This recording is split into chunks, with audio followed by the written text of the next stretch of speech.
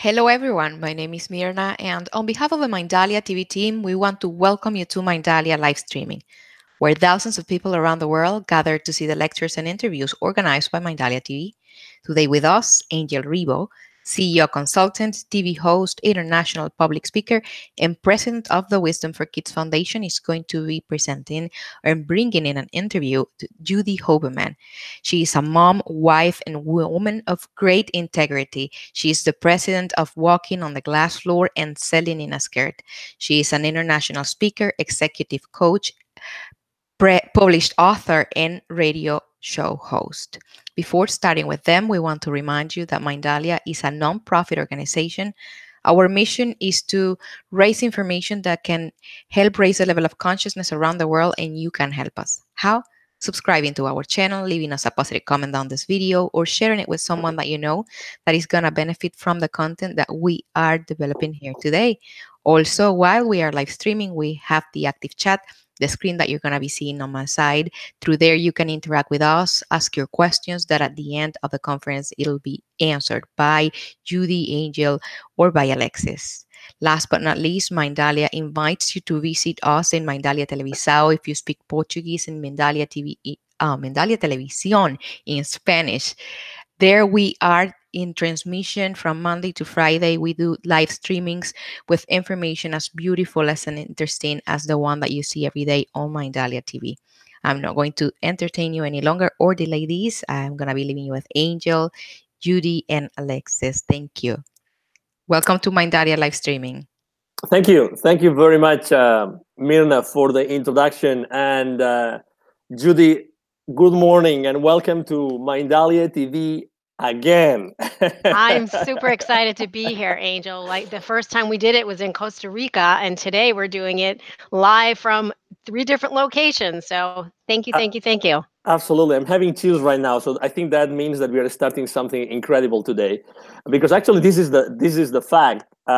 Today we're starting a show that we're going to be broadcasting every single week on Tuesdays. We might change the time in coming weeks, but it's going to be on Tuesdays for sure. And we're going to talk about something which is really important today in the workplace and in our society, which is diversity and many different sides that diversity has. And that's why it's so important in our lives.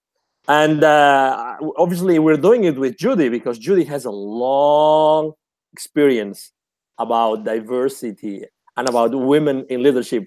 What can you tell us about that, Judy? It's very interesting, Angel, that in 2018, almost 19, we're still talking about diversity, where honestly, we should not have to talk about it. But because it's not where it should be, the best thing we could do is to educate others and to give some ideas about how to bring in more diversity. And you know as well as I do that one of the biggest factors are women. And women is over half of the population in the United States, and yet we still don't have enough women in leadership positions. So our team is very diverse. We have different experience, we have different backgrounds, different genders, different ages, all different things. So we want to be able to educate people to seeing what the benefit is of having a diverse team is in your companies, in your businesses, and in yourself. Absolutely. And also because, diversity, which has some complexity. Otherwise, if it was easy, probably we wouldn't have the issues that we have today.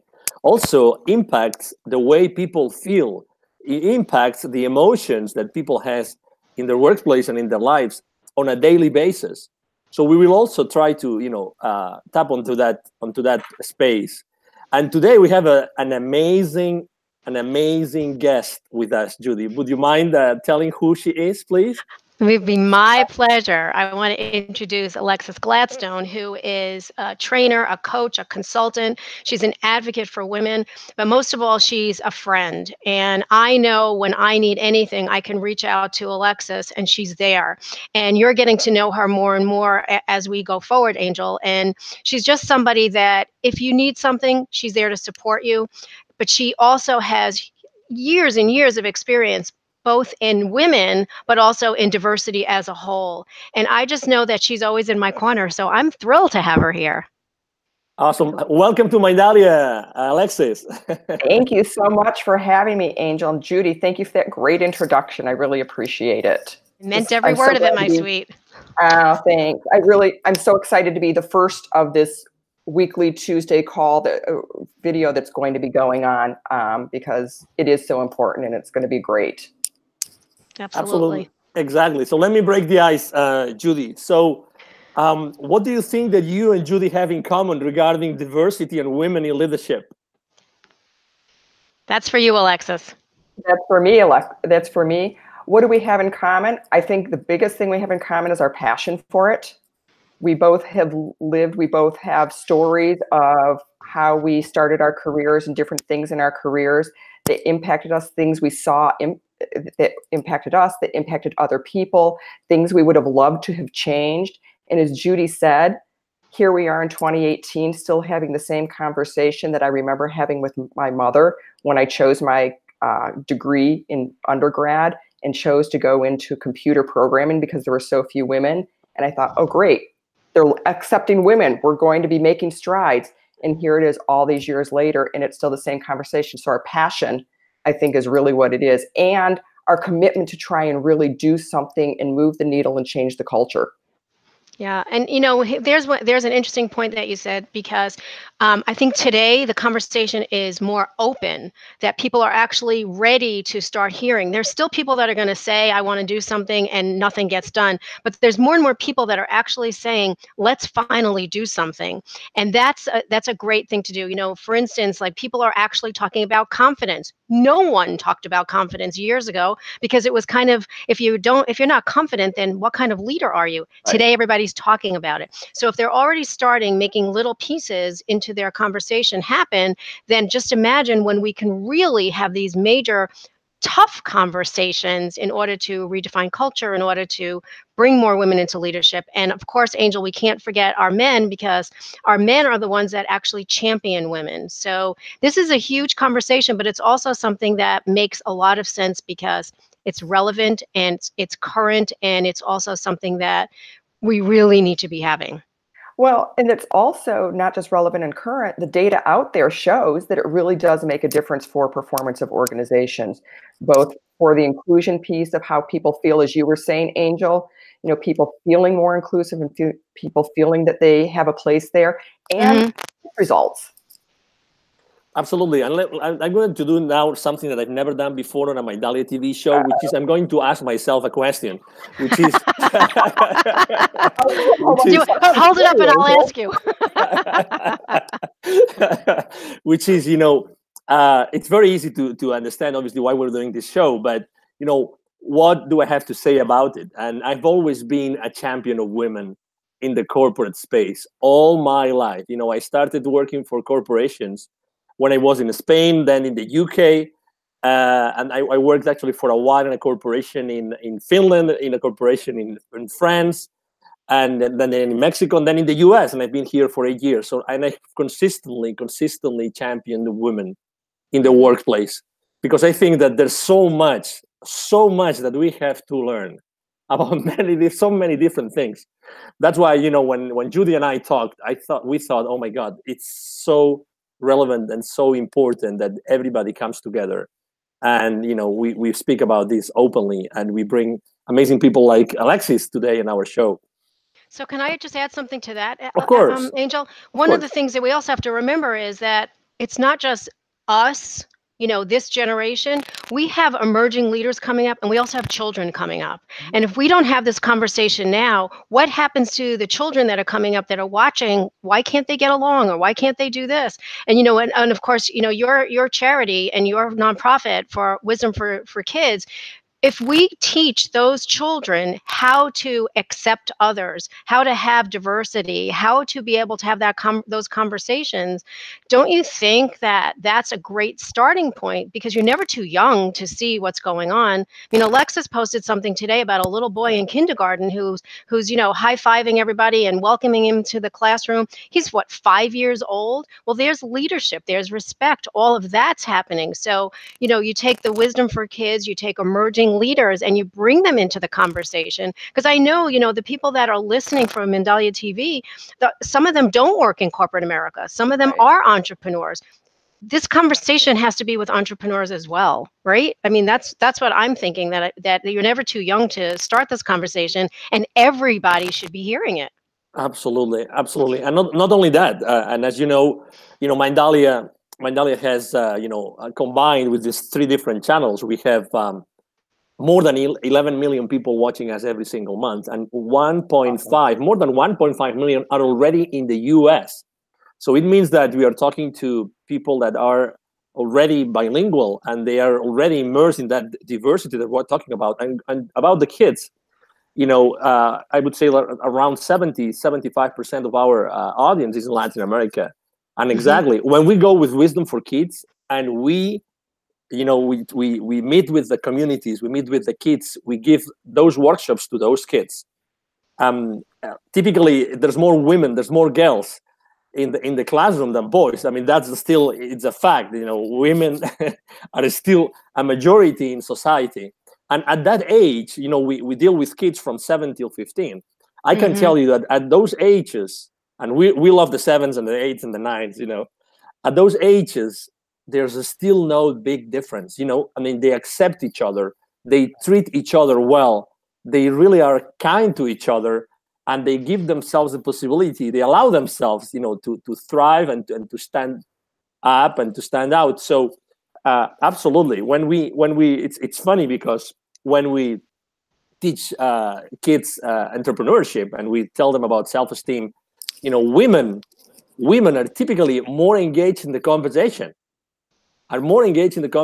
So there's something, again, I'm sure that during our show in the coming weeks, we're going to talk about, what's that part in the psychology that makes women so powerful that maybe it's a limit, it's a limiting belief or something that we have men that unfortunately, it grows inside of us, or we receive this, stimuli from society that doesn't allow us to, champion women from the very beginning on very early ages. What do you think?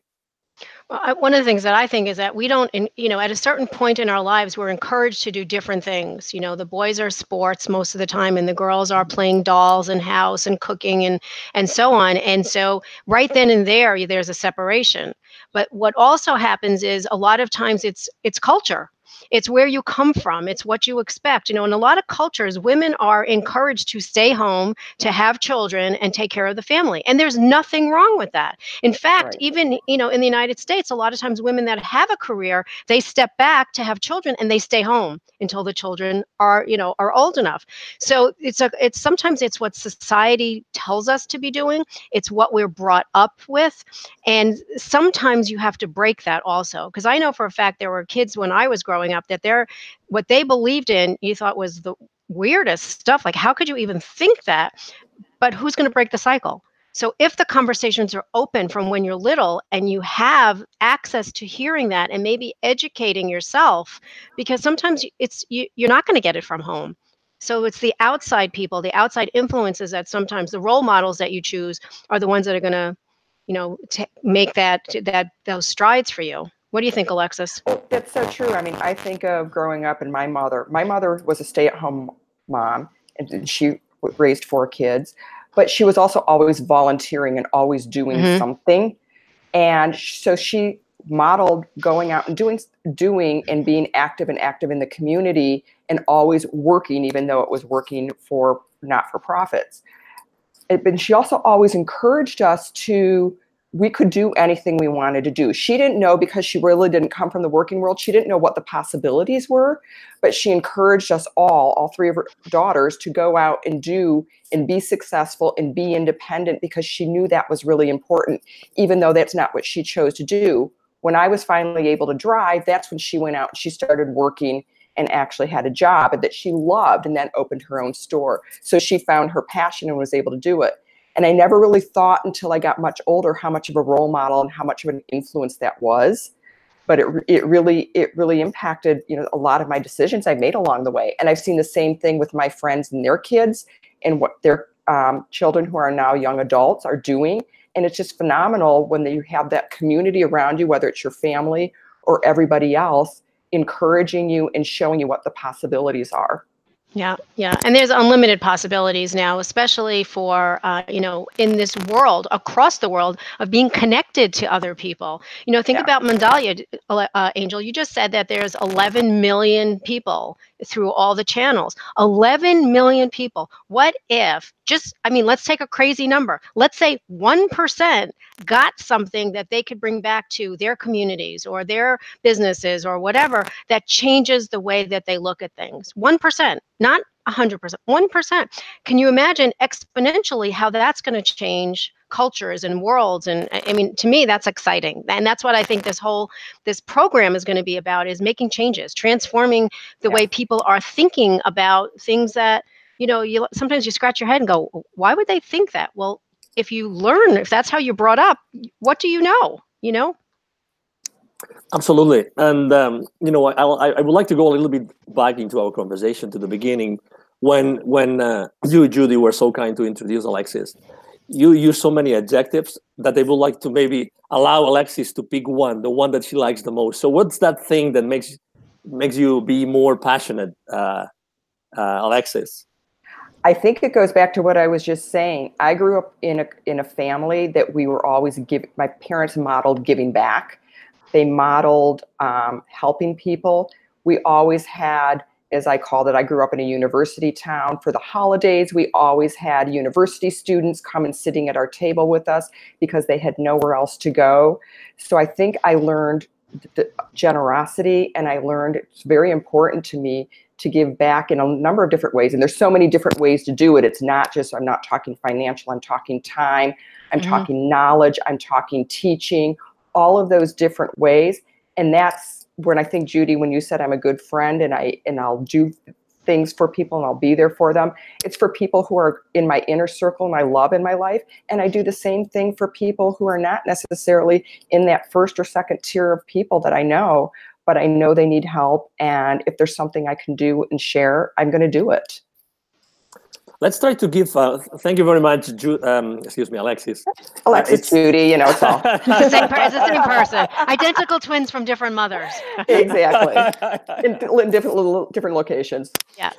So let's try to dig in a little bit onto, what happens today in the workplace.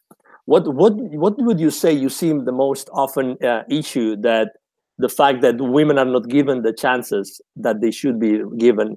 What are the consequences of that in the world, in the workplace that you see today? Who is that aimed at? That's for Alexis. Excuse me. Oh, okay. Sorry. It's interesting. I've been having a lot of conversations recently that, we use the terms diversity and inclusion. And inclusion seems to be the piece that seems to be missing more. People, a lot of organizations, not all of them, but a lot of organizations are getting really good at, when they go out and they're recruiting, they're looking for diverse candidates, whether it's diverse in color, gender, diversity of thought. They're looking for that, but they haven't gotten really good in including them yet. And what do I mean by that? I mean, they're not necessarily bringing them into all the right meetings. They're not hearing their voices. They're not including them in the decision-making processes. So they may have them represented throughout the organizations, but they haven't figured out how to bring them into the bigger conversations, the more strategic conversations. And that goes along with, then, are they being promoted up because their voices are not being heard? So I think it's the inclusion piece. I love that term. Actually, I think it's so, from an energetic perspective, you feel the power. You feel the power of inclusion. Inclusion is a powerful word. And I think that you can build a lot of things around inclusion. Just recently, I know that Judy was on a stage, was talking before a few hundred people, and that happens very often in her life. I was going to say, which time? Exactly. Thanks, guys. Which of them? Which of the time? But so let's take. I let you pick one of them. What is the reaction when you start talking about diversity in front of an audience full of women that are working on a particular corporation? Well, it is interesting, because whatever comment I make first, you start to see everybody nodding. So I always talk about, have you been excluded from a meeting? Have you not been asked to be promoted? And they're always, yeah. And then I start talking about it. The comments that I get, the reactions that I get are, we wish there was more things that we could do to be included. And then I go to the men and I said, okay, so how many of you are champions? Because it's great for us to be able to identify you, but what if you self-identify? And I'll give you an example. Somebody was telling me she was at a meeting and she was the only female at the table, which generally happens to most of us. And one of the guys who didn't know her said to her, honey, would you go get me coffee? Now, she had all these things that she wanted to come back with, but the gentleman next to her said, she's not the secretary. She doesn't make coffee. She's at the same level, probably higher than you are. Go get your own coffee. Okay, now there is an example of how someone can champion you without having to do anything more than just giving you the courtesy and respect that you should get. And so sometimes when people say, well, I don't know how to champion women, I don't know what to do, it could be as simple as that, or opening up an opportunity for a woman. But the comments and the reactions that I get when I speak to a group about inclusion, diversity and inclusion, and about the things that I talk most about, women in business, women in leadership, and the men that champion them, it's always the same thing. How can we change this? So they know that there's something that has to be done, but they just don't know where to start. This is a great example of something that happens probably every single day at corporate America. Alexis, according to your experience, what do you think? Let's say, plenty of men are on a board table, and someone makes a comment that you feel as a man it's not appropriate. What would be the right way to handle that situation? As another man to another man? Is that what you're asking? Yes. I mean, I think it's not much different than what Judy explained in the example of asking the woman to go get the coffee. I mean, I think it depends on who's at the table. Sometimes you might need to pull them aside. You don't always want to call somebody out in front of everybody else, but really call them aside and not just say what you said is wrong, but explain how it can be perceived by whoever it might have impacted, and explain how they might be able to think about doing things differently. So you can't just say, don't do it. You actually have to give people an alternative and give them ideas of what to do differently. And a lot of times it helps by asking questions like, if somebody said that to your wife or your daughter or your niece or whoever it was, how would you feel if you heard that had happened? Okay, Judy sitting at the table might have probably felt the same way. Let's think about how we can help stop this and, start changing our culture together as a group sitting at this table. That would be my advice that I would give. I don't know, Judy, if you would add anything else.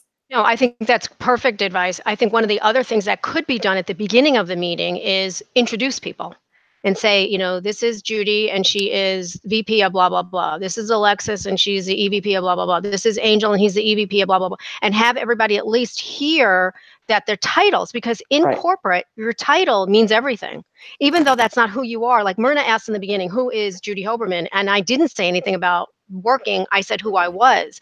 And sometimes when you live in the corporate arena, your title is who you are. And so if you have the same title or higher than somebody else, at least they can hear that. We're as women, we're always told, don't brag, don't do this, don't toot your own horn. But if you don't, who is going to? And it doesn't mean you have to give you a list of accolades. It means that here's my title, here's what I do, and so on and so forth. Because not everybody in the room is going to know everybody in the room. Right. So I think that that's another way of, starting the meeting on the right tone. This is who we are. I wanted to make sure everybody was clear with, who everybody is, and I want to introduce you. I mean, that's all it is. Or you go around, you say, I'm Judy Hoberman, I am blah, blah, blah, and go around the room. However you do it, I just think that sometimes when you're in corporate, it's the title that people are listening for. They may not think you have anything behind the title, but they got the title. What do you think, Angel, as a man? Yeah, probably. My mom was so important in my life. I have two sisters, I treat my son and my daughter like the same way. They both cook. I mean, they both do, a lot, many different things. So for me, it's been so. I mean, probably like 90% of the times, it's myself. Who would like to have a coffee when we're waiting for a meeting to start? So yeah, probably I would come from a place of love and try to say, I'm gonna do it. And then afterwards, if there was a situation like that one that someone asked the only woman in the meeting to stand up and prepare coffee, I would probably say, no, I'm going to do it. And then afterwards, I would take that person aside and I would say, I think that, probably you don't remember that, we're all the same and, we all have a couple of legs and a couple of arms and we can go to the nearest coffee machine and get some coffee for everybody. So that's probably what I would do. But at the same time, I think that something, as you know, we're in a very important day today. It's funny because it's an important day here in the US, very important day because it's an election day. Mm-hmm. And I think that coming from a place of compassion is also important. Compassion, acceptance, acceptance of the other's opinions. So at the same time, I mean, we don't know what that person that unfortunately used that way to say, hey, only women stand up and prepare coffee for me. We don't know what his life has been like. We don't know what he went through.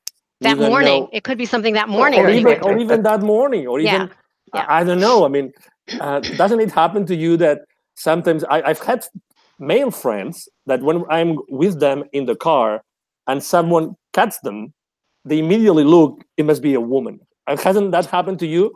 1,000 times. I mean, it doesn't get any worse than that, right?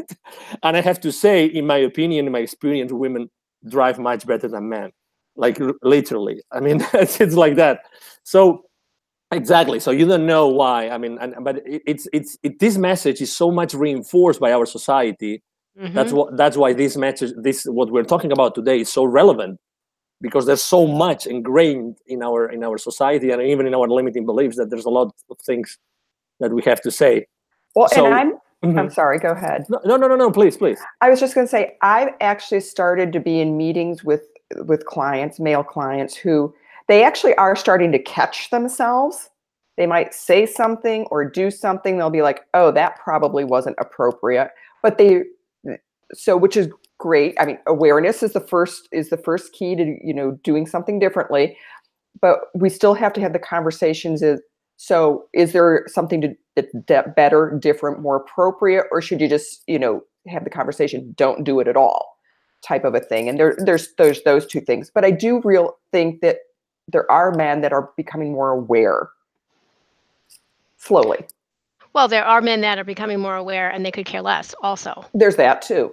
Because and this is an example, and I did point it out. Somebody had asked my opinion. I gave the opinion, and he just moved along. And then the gentleman next to me gave the same exact thing as if he recorded it.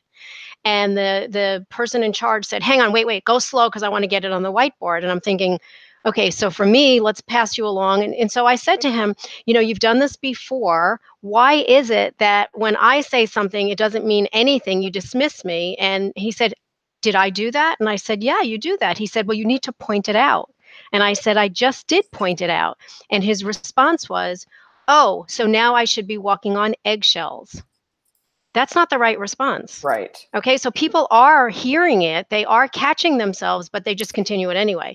I think that one of the things that we all talk about, the three of us and the teams are we want people to be proactive, not reactive. And yes, it's going to take time because none of this is going to happen overnight. But yes, people are hearing it. Yes, they're taking some of the stuff back, but we still need to have that conversation, and we still need to make sure that everybody hears it. And Angel, when you said about compassion, we've lost all compassion in this country. I mean, Right. there is no compassion. You say something wrong and you are blackballed from everything. You've lost friends, you've lost family members. Because why? Because we have a difference of opinion. But isn't that what diversity is? Difference of opinion. It's not just what you look like, what your religion is, where you come from. It's also diversity of opinion. And I would not want a company where everybody was a yes person. I would want people to be innovative and say, have we thought about this? That's what diversity is as well, because we're not practicing what we think we're practicing. Right. And that background of how we were raised in our religion and our culture, that all brings that diversity of thought and opinion forward. And so if we are going to not accept it, then we're not accepting diversity, because that's the important piece, is what's the result and what is the opinion and what are the thoughts around it. That's my personal opinion. Right. Absolutely. And let's change gears a little bit here. As you know, I have been working, besides with Wisdom for Kids, I have been working in Latin America for many, many years, since 2001. And we have almost 58 million, Latino origin people living in the U.S. So that's definitely let's say a minority that has to be included in our conversations every single day. And I wanted to touch on something which is like very common in Latin America, and I would like to know more your opinion about it. So something that actually also in Spain we learned that since we're very, very young, which is like to be extremely kind with women, extremely kind, like open the door of a car, like allow a woman to go into the elevator. I don't know if you've ever been in Mexico City, for instance. I remember the first time I went there, being a Spaniard, the first time I got to a corporate building, all the men waiting for an elevator, all the men literally make completely, the entire space, step out of the entrance of the elevator, so that all the women waiting, regardless of their status, no matter what, all the women would get into the elevator first, and then male after that. So I'm not saying what do you think about this, but what do you think about these practices that, for instance, the Latino community brings ingrained in their society, in their culture, and they come to the US? What do you think about this? So Alexis, go for it. That's how I grew up. My father opened car doors, he opened doors, he held elevators, he let us go up the escalators first in the little shopping mall, all of that stuff. So I actually grew up with that. And that's, I think, and then when I started my first corporate job, I was at the Amico building, which is an 80-story building here in Chicago. So you're in elevators 100 times a day, going up and down between floors. And I would say the majority of the men would do it, and this was back in the mid to late 80s. I actually don't think, to me, that's manners, and it might be a cultural manner, and it might not be the same in every culture. I personally appreciate it. I know there are women who don't, but I don't think that makes a man weak or a woman weak. I just think it is what it is. And that goes back to that accepting the different culture and accepting the diversity. Part of it is our customs and what we do. So I think that's the whole package, so to speak, of an individual. What do you think, Judy? I love when men do that. I do. I love it. And I think there are a lot of women that don't. They don't think that there's any reason for it. But I do think, I appreciate the fact that there's respect there. And so, yes, I do believe that it is partially culture.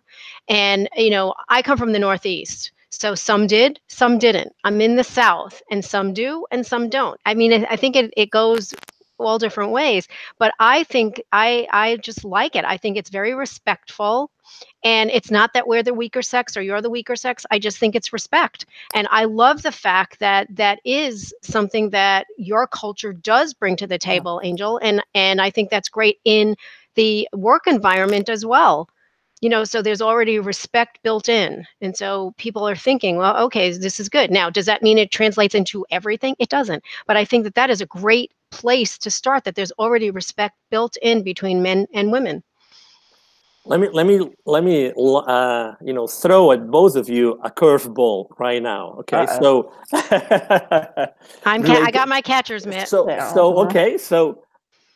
we're talking about manners now. So does that mean that maybe if we were able to improve in general, male manners, we would improve also the level of inclusion of women in corporate decisions? I think that possibly that could be an opening. I don't know if it's going to be the reason that people will say, okay, so now that I am respectful of women, I'm going to bring women in. Because I don't know if that's necessarily the case. I think that a lot of times in corporate America, especially, people are fighting to get those positions. And when you fight, you're also inviting confrontation and you're inviting exclusion. So I don't know if just the manners is what it is, because also it's not just the male manners. You also have the female manners. You have to learn to, right? You have to learn to accept. Like if you said to me, "Thank you so much for a job well done," I in turn should be saying, "You're quite welcome, my pleasure," or whatever. And I think that we've lost even that little bit of the please and the thank you. And so, yes, I think it's a start, but I don't believe that that's what opens every door. It would be an interesting study to do. Don and I talk all the time about studies. Like, we would love to do a study here and we'd love to do a study there, but that would be an interesting study. If they change the manners, does it change the culture? Yeah, I was listening to you. I was sitting here thinking, Judy, again, we'll go back to my Amico days in my first company, and men did have manners. But I also think of, but women still weren't given all the opportunities, and we still were excluded and things like that. So I agree with you. It's not the answer, but I would just love to see manners in general on both sides. Yes. In corporate America and outside of corporate America. That's a bigger, longer conversation than we have time for. But I would just like to see some of it, the pleases and the thank yous and the, job civility, well done. And the civility, And if we can start inside the workplace, hopefully that could make some difference in society in general.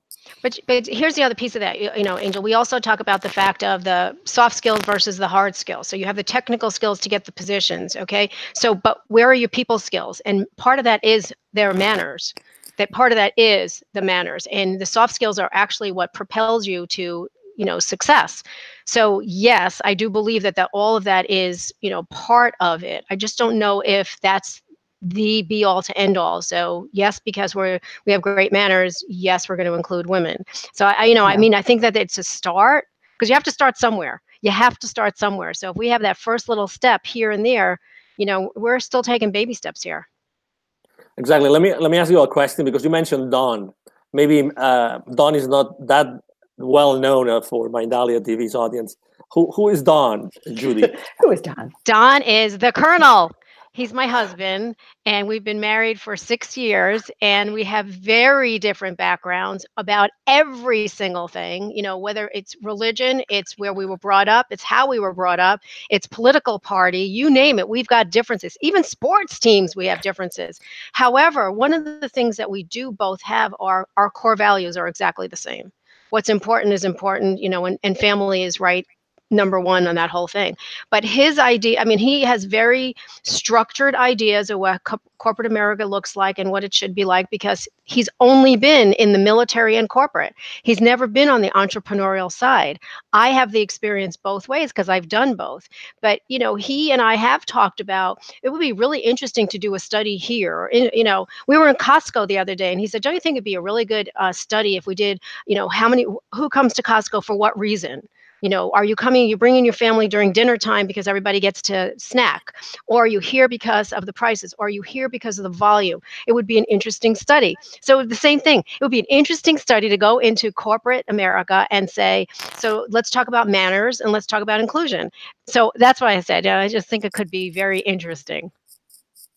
I absolutely I would love to do that survey. Right, wouldn't you? And to ask, absolutely, and to ask those questions. Yeah. And to ask those questions. So the other day I had on one of our shows here on Mindalia TV, we had a gentleman, Jose Piñeiro is his name, and he, if I said the name wrong, Mirna, please correct me. And he was working in the diversity group of Microsoft in Seattle, and he's now working for himself. And he was talking about the differences between being a Latino or maybe being a non-Latino working in corporate America.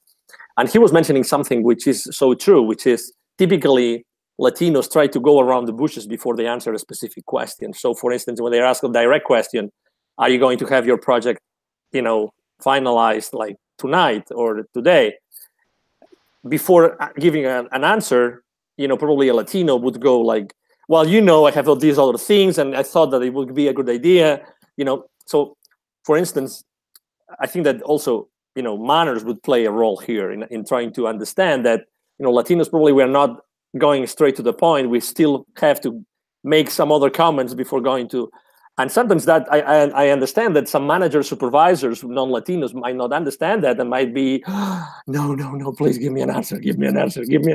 I need that answer now, and that causes problems. And again, that's a very easy thing to do. Like, just explain what's the difference between the way your mind is structured as a Latino compared to, let's say, I don't know, an X number of generations American that has always lived here, and that probably their mind is structured differently. What do you think? Have you ever seen that? Have you ever perceived that, Alexis? I think, thank you for asking that question, because I think that's just doesn't have to necessarily just do with how Latinos communicate. I think everybody communicates differently. And those who have been in corporate America long enough, they've probably taken some type of a communication survey to figure out what type of a communicator there are. And there's usually 4 different types. There's people who are direct. There's people who like to build the relationship. There's people who are very analytical. And there's people who just like to talk. And as a person working with other people, whether you're a manager working with the people on your team or working with other managers, one of the things that we can do is understand our own style and start to understand those that we interact with on a regular basis, start to understand what their style is too, because it's going to be different. And sometimes, in my opinion, as a leader, it's incumbent on us to adapt our style to the other person a little bit and do a little bit of a give and take. But it really is, and again, a lot of times it's culture, a lot of times it's men versus women.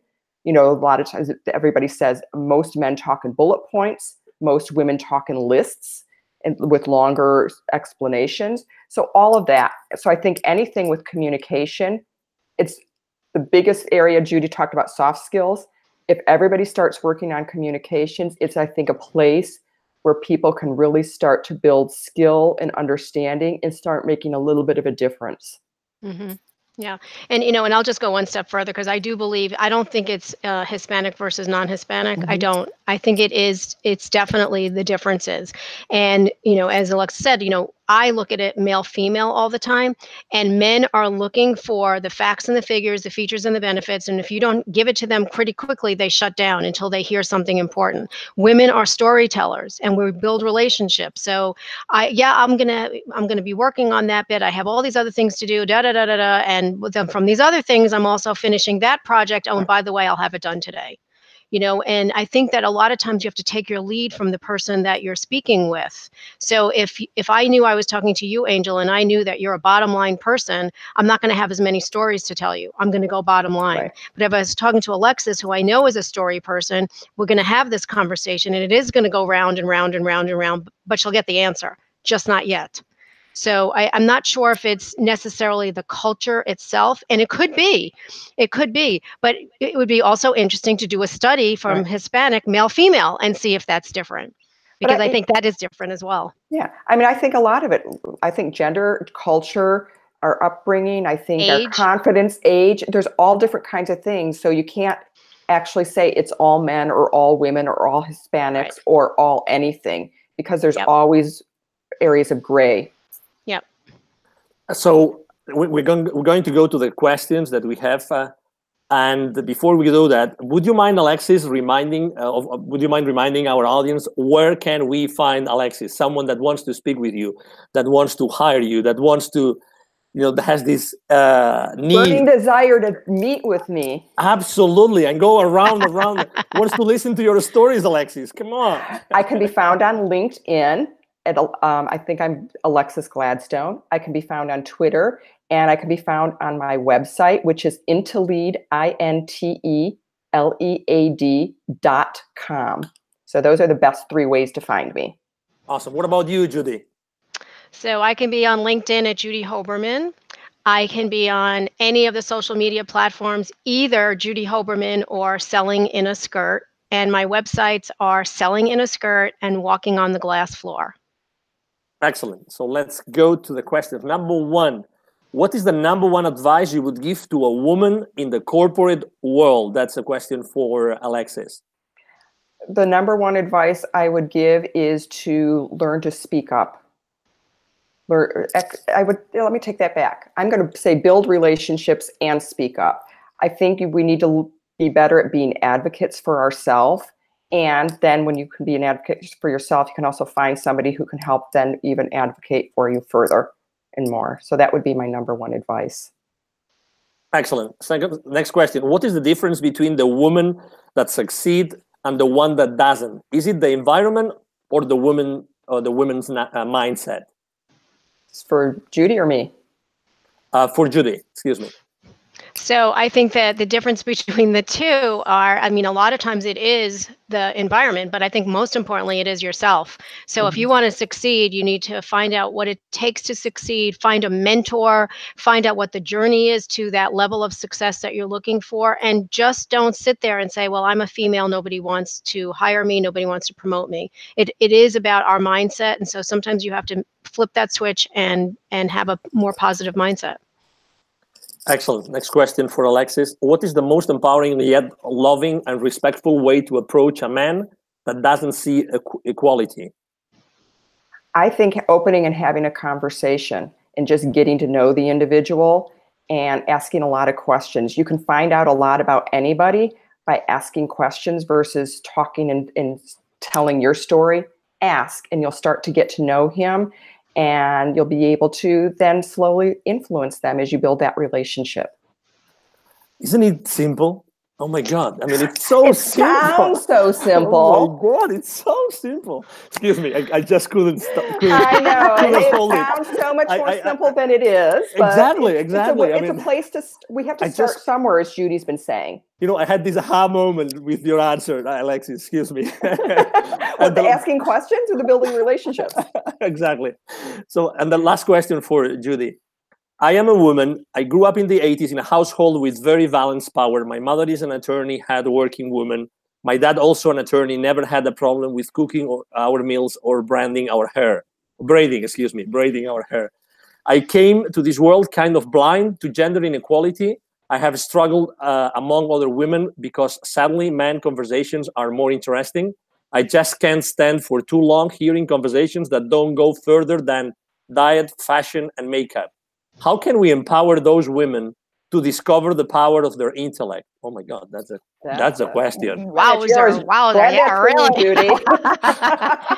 Well, I have to say that if you were growing up in the 80s, you weren't necessarily encouraged to show that you were intelligent. And you were always told to, you're going to make people feel intimidated if you show how intelligent you are. However, women are dying to show their intelligence and to get more and to learn more. So perhaps if she's in a conversation where they're talking about diet, fashion, and everything else, bring up another question or talk about the diet. So, and ask a question, for instance. So if you're struggling with your diet, what would it feel like if you were on the right eating plan, or if you exercise more? What would it do for your life and for the life of your family? It's just, you can incorporate that and you can direct it the way you need to direct it. And you start to ask the open-ended questions so people are responding with their opinions. Just direct the question to something that means more, or find yourself a new group of people. If you're not happy with the people that you're surrounded with, you're not locked in there. You're not a tree. You're not growing roots. You can move yourself over and you can find other people. You can keep those people to be your friends for this, but you can also find people that stimulate you and make you think more. So, it's a big question, and that would be my opinion. Excellent. Okay, so we are at the end of our conversation today. Any final remark, Alexis, that you would like to make? I just want to thank you for having me on here. This was so much fun, as I knew it was going to be. So thank you for doing that. And I would just love everybody to just kind of take time and think about maybe one thing you might be able to do differently that you haven't been doing. Hopefully something we said here sparked an idea, and just try something different to see if maybe you can start moving the needle either within your company or where you work, or within your business. That would be my last thing I'd like to say. Thank you. Judy? I would say basically the same thing. If there's one thing that maybe you're looking at this at a different view after you've heard the three of us have a conversation, take it and try it. What's the worst that's going to happen? It's not going to change? Okay, then you didn't lose anything. But what if it did? What if you were able to have somebody else see something differently? What if you were able to encourage someone? What if you were able to educate somebody? And what if you were able to take an emerging leader and help them on the right path? So, I always say, look for a mentor. If you find somebody that you admire, tell them, I love how you do this, and would you help me do the same? So. Awesome. What Thank about you, Angel? Yeah. What about you? Well, my final remark is that I have had a lot of different surprises and a few aha moments during our conversation today. I think that we have been able to help a lot of people with several pieces of advice. I think we've been able to talk extensively about women and about Latinos. And I'm sure that during those upcoming weeks, we're going to be talking about many other different, groups of people, human beings that we want to include in those conversations. And so it's been a great starting point. So I appreciate very much Alexis for being here with us today. That was a kind of a run of a race. I'll come back. Thank you. Absolutely. This is your home, Alexis, so that you can come back here anytime. Great. And Judy, we're going to be seeing each other every single week, bringing amazing people. Absolutely. Like Alexis. So Judy, a pleasure to be with you today. Thank you for your wisdom. Always. Thank you very much.